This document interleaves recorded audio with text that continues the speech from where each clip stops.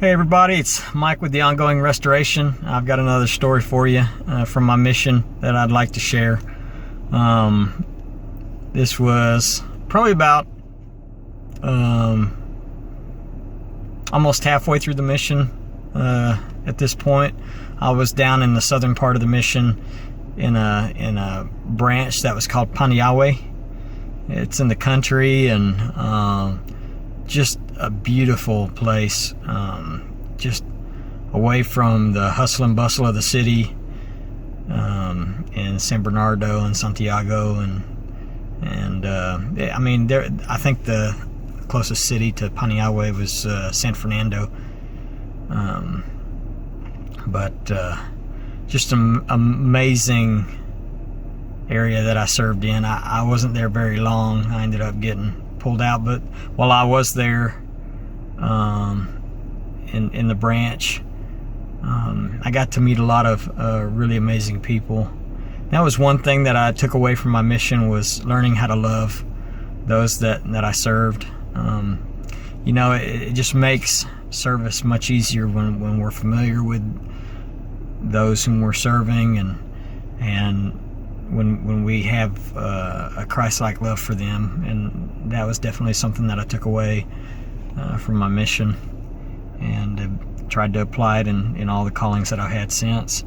But let's see here. I remember one day there was this older single sister in the ward. Oh gosh, she reminded me of my grandfather on my dad's side, because he just had a quick wit, and so did this lady. Her name was Irma, and we would just call her Hermana Irma. And she kind of had, you know, a nice piece of property, and had her little farm with a bunch of chickens and stuff running around in the backyard. One day we went by and we had we were cutting up some wood for her, and I remember we had a lunch appointment. I think most places they do a dinner appointment for the missionaries, but in my mission in Chile at the time, we had lunch appointments with the members, and I remember we were just exhausted, getting close to the end of, you know, chopping up this wood for her and putting it in these tall piles, you know, along the fence. And I remember I asked her, I said, Hermana Irma, what, you know, so what's for lunch? You know, I was just cutting up with her, and she pointed out into the field and she said, that one. And I was like, huh? So I look over in the direction that she's pointing, and there's like 2 or 3 chickens just, you know, run around, you know, flapping their wings. And I was just like, oh, you've got to be kidding me. This gonna take a while, and it's probably gonna taste pretty raw. So I was a little skeptical, but I just, she's cracking me up.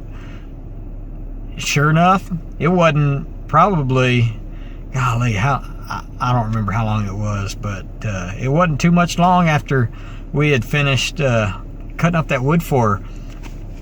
She had this chicken. She had taken it out back, you know, and slung it, you know, and took the head off, plucked it, you know, put it in a pot and served it as a type of cazuela, Oh my gosh, it was so good. That was the best chicken I'd ever had. And so I'll never forget. She was awesome. She made me really feel at home, just with her kindness and charity, and her quick wit. You know, she was definitely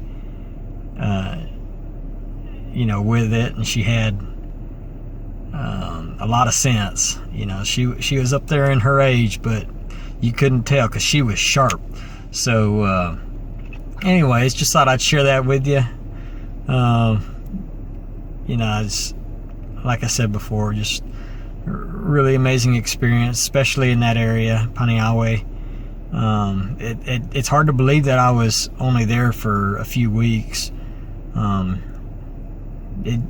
I said, it felt like I was at home, and there was actually a missionary couple there from Kingston Springs, or Kingsport, from East Tennessee, and they were awesome, and they made me feel at home, because I shared a southern accent with them, but by that time my accent was starting to fade a little bit. I haven't been in the mission for quite a while up to that point, but they were so kind and generous, and just almost like parents to me and my companion, and I just have really fond memories of them.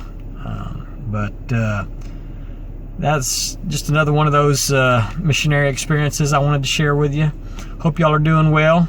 Hope you're staying cool and healthy and safe during these wild times, and I'll catch you later. Bye.